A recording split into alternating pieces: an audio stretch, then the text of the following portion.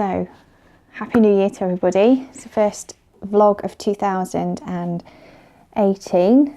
Looking slightly dishevelled as I haven't managed to get to the hairdressers, but soon to be rectified. I thought for this vlog what I'd do is, I found the letter that I wanted to read out to you, but also I wanted to show you some pictures. One of the things that we noticed when we were doing a presentation for IDAS in Barnsley was that when you look on the internet, you can always find the perpetrator photos, but finding victims' photos isn't always quite as easy. You know, that thing about a picture paints 1,000 words. And so women become faceless, and that's a terrible, terrible thing. So, you know, everybody's seen that picture of my sister with her hair blowing, and that was taken down in Cornwall, I believe. But I wanted to show you some pictures of us when she was younger. So I'm going to have a go at doing this. I don't know how great it's going to be, but I'll try. So this, you see it, is Natalie when she was 6 weeks old, and that was me. And I can actually, it's probably one of the earliest memories I have, and I can remember that photo being taken. I was outside playing in the paddling pool, and then that photo was taken. So in this photo, I'm just trying to try and get them into some sort of order. This is quite embarrassing. My sister's going to kill me when she sees this. This is one of us when we were all at school. So it was Kerry's first year at secondary school, and Natalie at primary school. Oh dear. This is my mum and Natalie, and you know, anybody that's seen my mum recently will just know how different she looks now.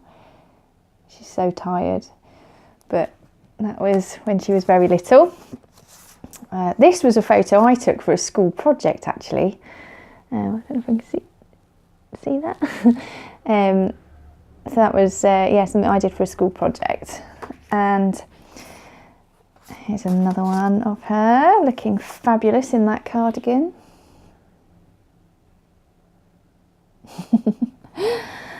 Again, this is when she was very, very tiny, and if I remember rightly, that may have even been when she first came home. So that's my sister when she first came home. That's me holding her. And this one for me, it's quite a fond one, because I actually had a copy of this photograph when I was in the army on my board, and that was the ponies that we used to ride. That was Snowy, one of the ponies we used to ride. But I had, in the background you can see one of the ones I used to ride, Kiri. But there you go, that's us as a motley crew. My brother Sean, Natalie, Kerry, my mum, me squidged in the middle. And then this photo is of my brother Stephen with his ex-wife at their wedding. But Natalie there, my mum, my sister Kerry, and my brother Sean. So I just wanted to show you those, because I just think, you know, my sister was a person, not a number, not a statistic.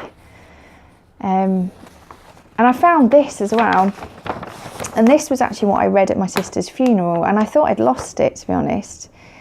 And lots of people have heard it before, I think it's used quite a lot, but it's called When Tomorrow Starts Without Me.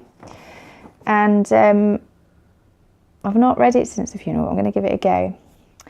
When tomorrow starts without me, and I am not here to see, if the sun should rise and find your eyes all filled with tears for me, I know how much you love me, as much as I love you, and each time you think of me, I know you'll miss me too.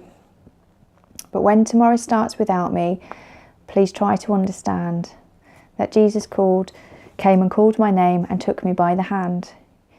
He said that my place is ready in heaven far above, and that I have to leave behind all those I dearly love. But as I turned to walk away, a tear fell from my eye.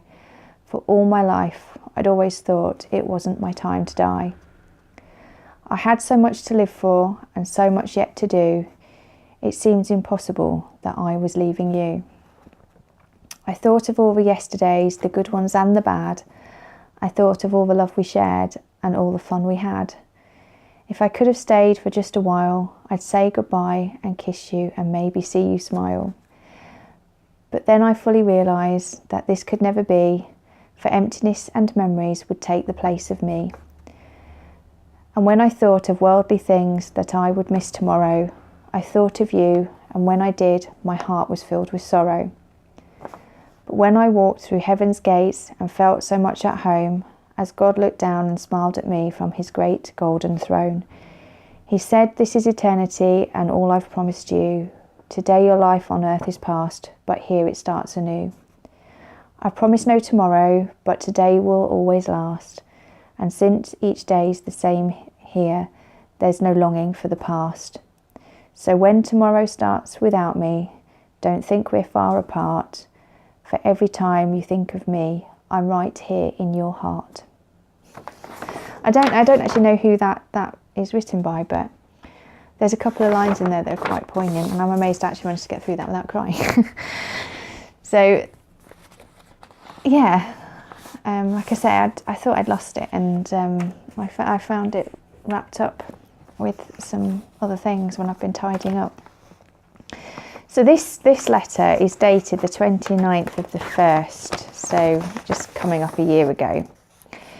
And this was written, this was the second letter that we received from Paul.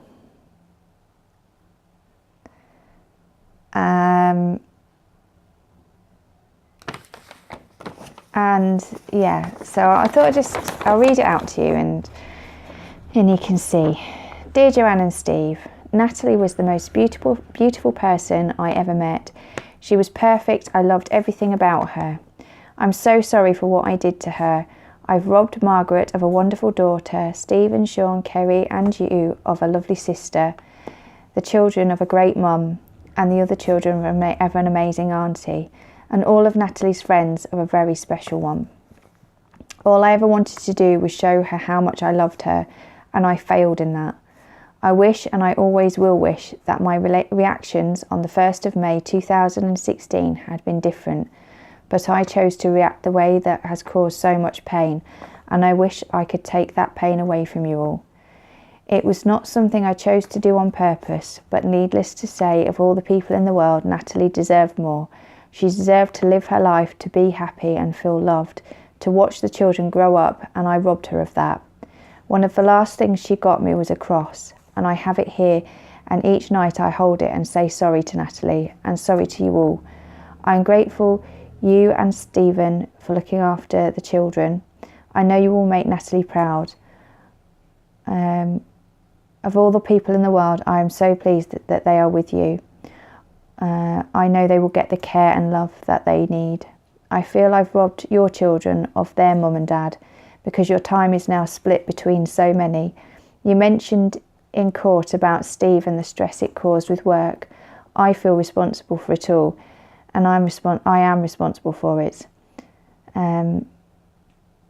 I know that my son will get the care and love he deserves. I read Kerry's statement about how worried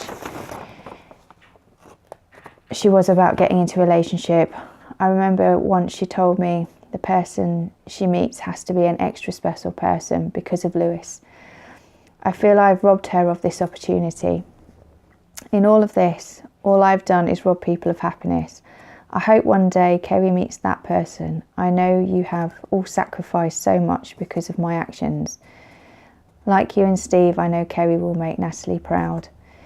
If you, Steve and Kerry are worried I'm going to try and cause trouble with the children, I won't. I've done enough to you all. I'm not going to add to the pain I've caused. I know Kerry was worried I was going to try and upset them again. I've done enough. My feelings don't come into it. I was granted... I can't read that.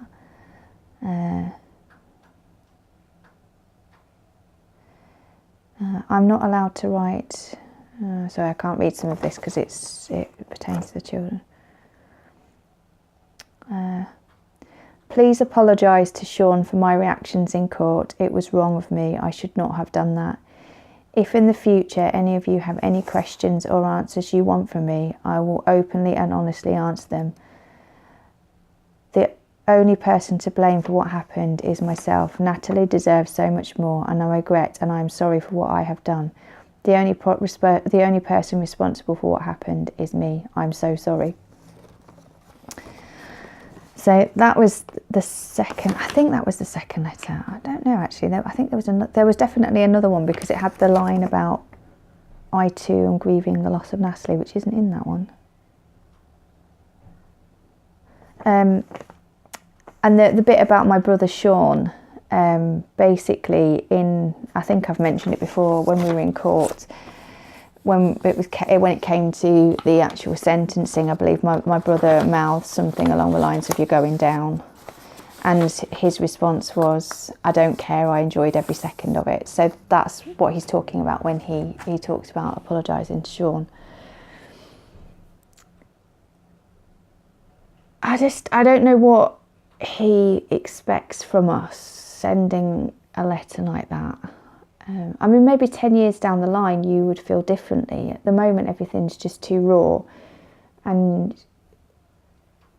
it just comes across as being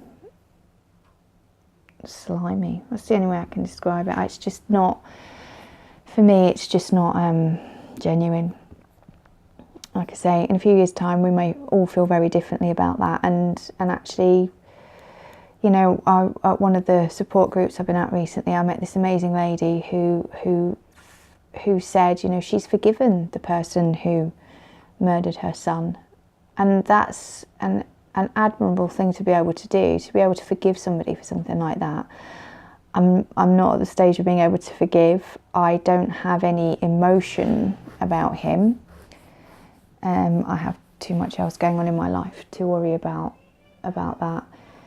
But to be able to forgive, I think, is a massive thing that she's done. So, but it's 2018 now, and so far this year I've been very fortunate, and I've got lots of things, hopefully, coming up. I'm attending a conference in Stoke-on-Trent on the 14th of February. But I'm just attending that. I'm not speaking at that one. But it's quite a big conference, so I'm hoping that it will be really good to sort of do some networking and meet lots more people. I'm hopefully speaking at the AFTER conference in March. I'm doing, and this, I'm really excited about this. I've recently contacted a number of police forces in this area, and so far they've all come back and want to take me up on my offer of going and speaking to their officers. Firstly, obviously, about domestic abuse and its impact, but also I've had a request to also go and speak to some of the more senior officers about becoming for the training for flows as well. So that's really, I'm really chuffed with that. That's brilliant. I'm really, really pleased with that, and looking forward to doing that. I've got some work with, hopefully with Barnsley Council, working with some of their social workers, doing some training with them, and hopefully in the next few months the support service that we're looking at for family and friends should be rolling out, all being well, and we can get some people that are a bit more savvy on the techno stuff than me and my sister. So yeah, so 2018 is looking like it's going to be a really good year, and lots of really positive stuff coming out of that. And hopefully the other thing as well is in February, March time, I'm going down to the Home Office to speak with some other families who are going with AFTER, and speak down there around the domestic abuse bill. So yeah, loads and loads of really, really positive stuff, and I'm just really proud of the fact that I can be involved in that, and I hope Natalie would, you know, be proud of what we're doing. So that's it for today anyway. So I've got kiddie winkles that I need to go and sort out, and I'll do another one soon.